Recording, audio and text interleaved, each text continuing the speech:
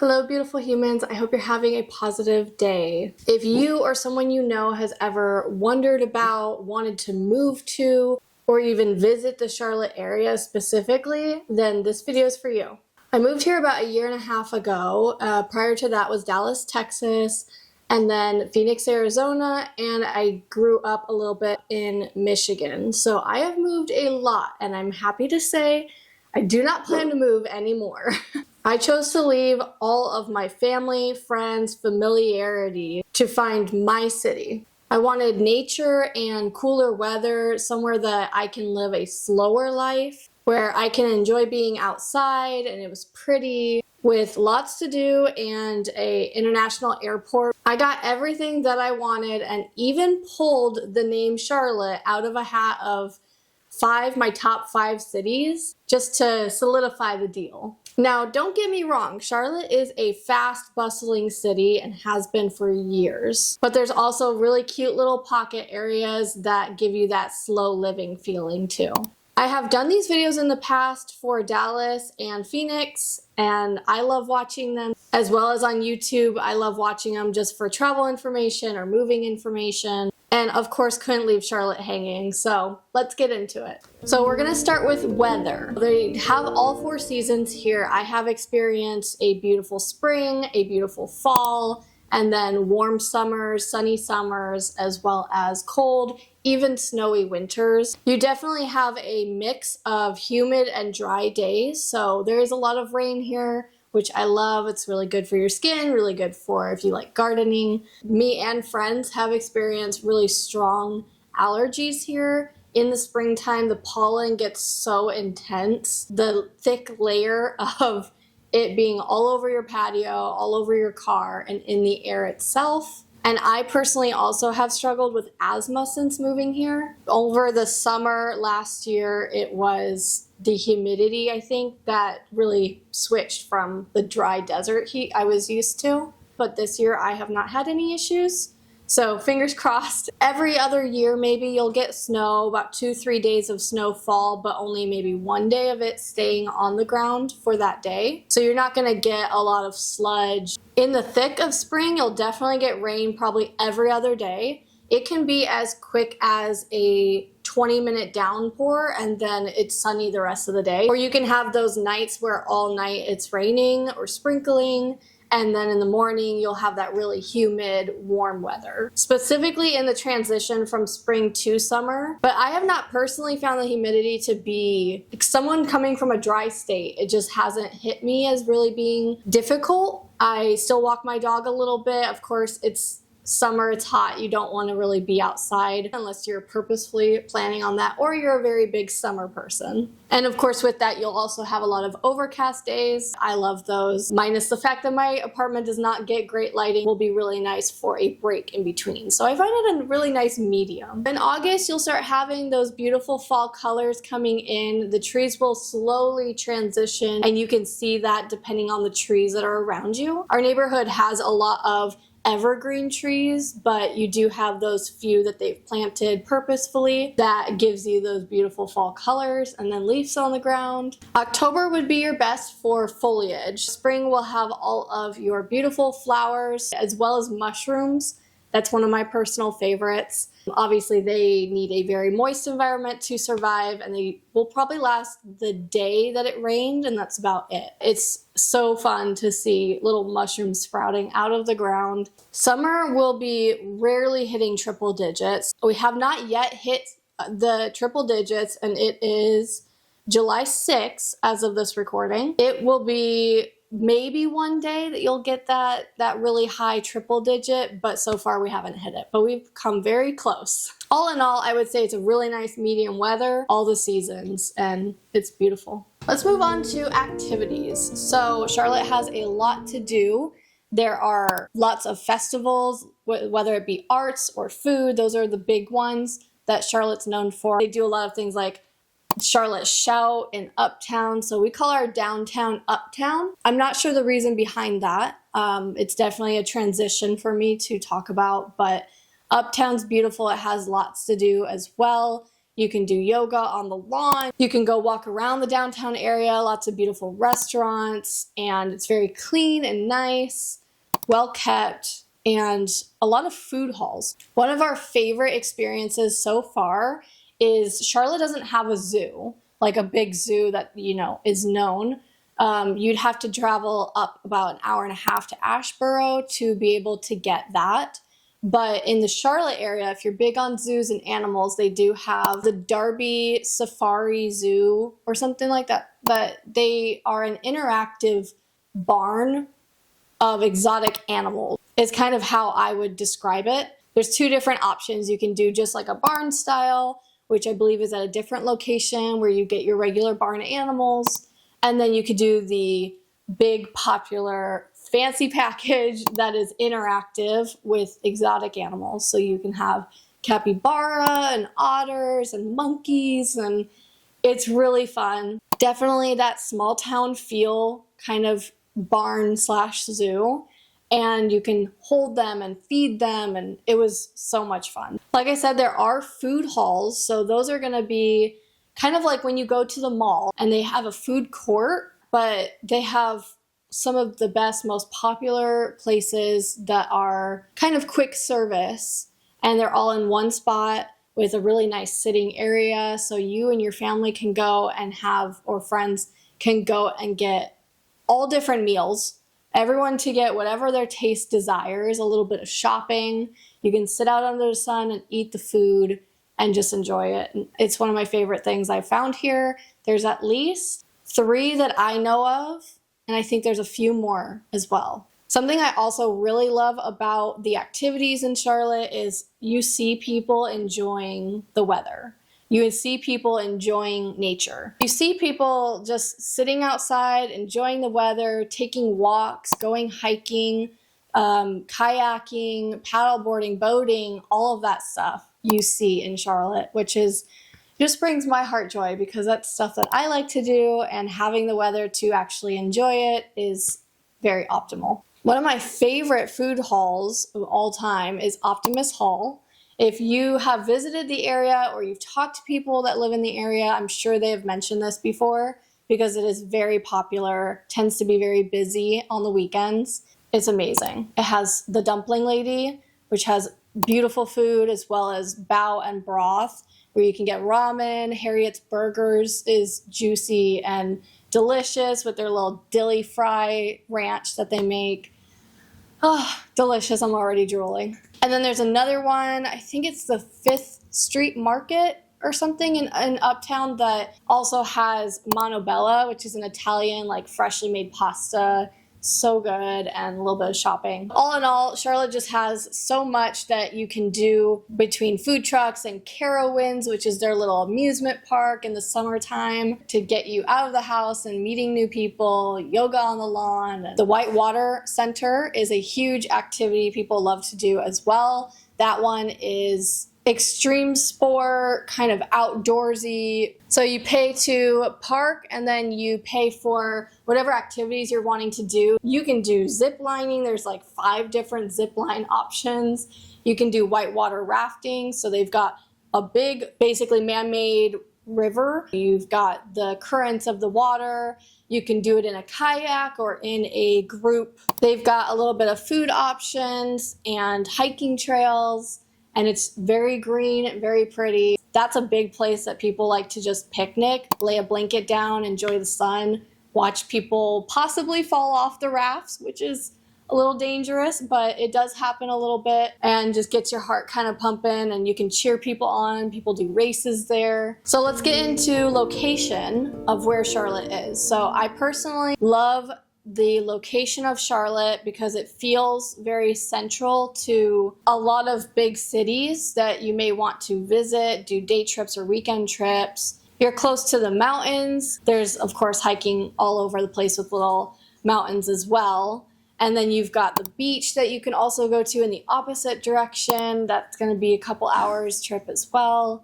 You can go to Asheboro for the zoo. You can go to Greensboro or Raleigh, the state capital, or Asheville. You can even travel over to Charleston. We have driven to Orlando, Florida, which is about 8 hours. There's so many things. Georgia, like I mentioned, the uptown area is very clean and welcoming, so they take care of it. Of course, you always have your little, in uptown, you also have a tram system that you can use to travel. They categorize the uptown area in different sections, so you could use like the university section to travel down to Optimus Hall, like we have done. We have also traveled to Wilmington, which is a big touristy spot, very cute little coastal area.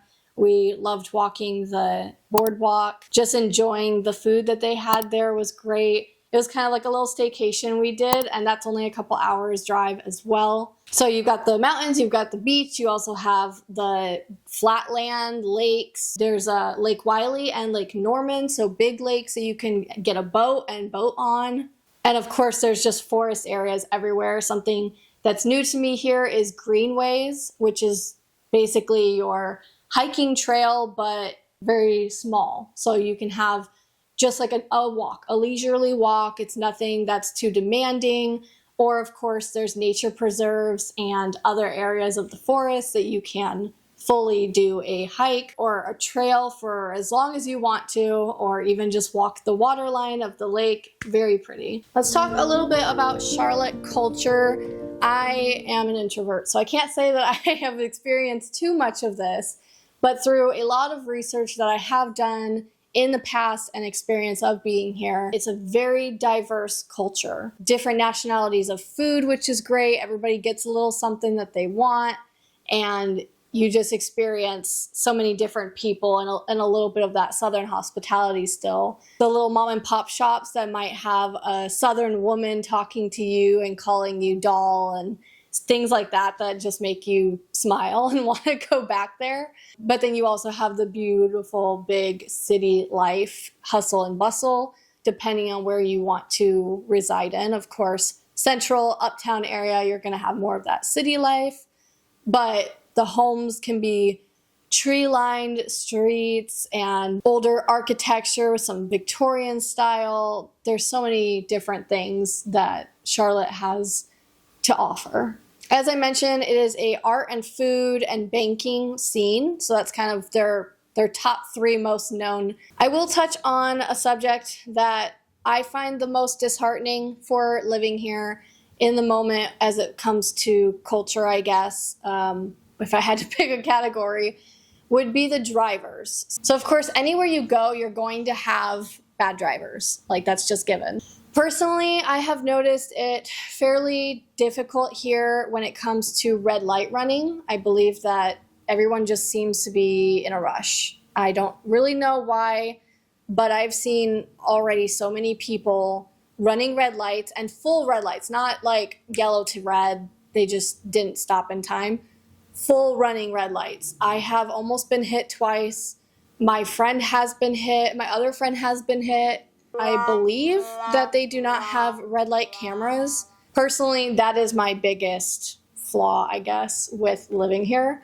But it's all up to interpretation, so you do with that what you will. Let's move on to cost of living. So of course, this is a big one for a lot of people if you're planning to move here. Overall, it's considered a very affordable, maybe a middle class little section, and definitely well-maintained area. It's roughly 1.1% lower in cost of living than the national average. As of June 2025, the average rent is about $14.95, which is 8% lower than the national average.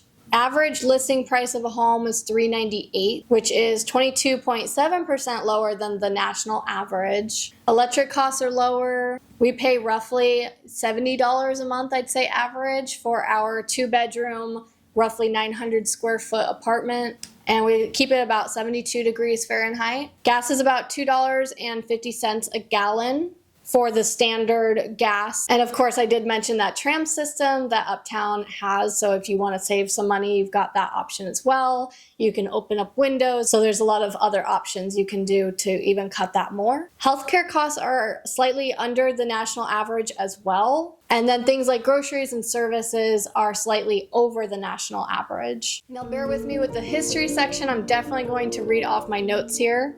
We are considered Charlotteans, the dwellers of the city. And if you hear the term unicorn, that is for somebody that has actually been born and raised in Charlotte, so just very unique. Charlotte is home to several Native American tribes, including the Catawba and Cherokee, who has lived here for centuries. For settlement purposes, it was primarily Scots-Irish Presbyterians and some Germans who began migrating to the area mid-18th century, drawn in by the affordability and the fertile land. The area was settled in 1750.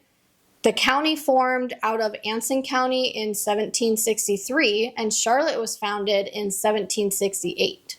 The city was named after Princess Charlotte Sophia of Mecklenburg-Strelitz, the wife of King George III.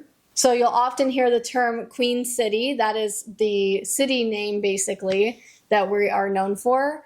And then Mecklenburg County is the county for Charlotte, which is also from the princess. During the American Revolution, the Mecklenburg Declaration of Independence was signed in Charlotte, which was the first government body in America to declare independence from the Crown of England on May 20th, 1775. In September of 1780, there was the Battle of Charlotte at the county courthouse. The Patriot militia clashed with British forces under Lord Cornwallis, who only stayed 16 days.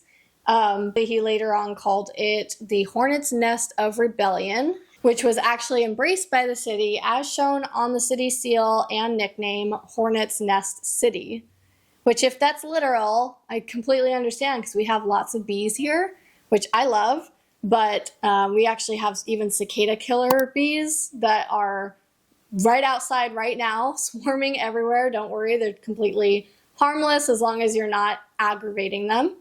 Charlotte was a major textile and distribution center thanks to the Charlotte Cotton Mill and the growing railroad network. The mill was launched in December of 1880, and it was the first cotton mill built within Charlotte's city limits. So very beneficial for them, big change. During the Civil War, Charlotte was serving as the Confederate headquarters and hospital. As I said, Charlotte's been booming for a long time, specifically since the 19th century. In the mid-20th century, Charlotte played a role in the civil rights movement. In 1963, Dr. Hawkins led a group of protesters to City Hall to demand an end to segregation. Unfortunately, that was met with a lot of violence from police officers, but the protesters remained peaceful and refused to back down. Today, Charlotte is known as a major financial hub, major bank headquarters, arts and culture, along with professional sports teams and strong economy.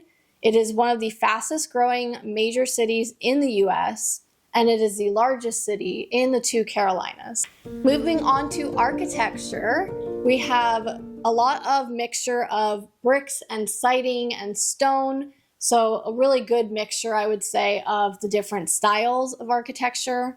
In the historic districts, there's a lot of the mixture of the modern buildings, of course, with the historic ones. They're constantly having ongoing efforts to reuse and just redevelop the city homes that are still here. You'll find a lot of those European ties in the Italianate and Victorian home styles that was built by those early settlers. Some of the oldest neighborhoods, if you like those kinds of homes, is going to be Dilworth, Myers Park, 4th Ward, and Eastover. The colonial revival style was introduced in the 1900s. I would say definitely the roads are more windy, so that was something I had to get used to a little bit. Specifically as a passenger, if I'm not paying attention, I can get a little bit car nausea. I absolutely love seeing the tree-lined streets that have, one lane going that way, one lane going this way, and that's it. But of course, keep in mind, you have a little bit of trouble if you do have the effects from a hurricane, maybe tropical storm, and a tree comes down. I think we only had one last year. And something that we have been talked to a lot about since moving here was how bad the traffic was. Everyone kept talking about the traffic. I don't personally drive a lot on the highway, so it's not something that I have dealt with, but I haven't heard anything crazy from Daniel. There's a lot of people, so you might have a little bit of congestion. Mainly the roads are more windy, which I like. I think it's kind of fun and unique because I'm used to a very grid straight line. I will definitely touch on the airport. I will say it was not made for the vast population that we have now and continues to grow in the Charlotte area. So just keep in mind, it's going to tend to get quite crowded. The hallway, like walkway, tends to be covered in people on specifically very busy summers. So just give yourself a lot of time. You know, always go to the airport early, but especially in Charlotte,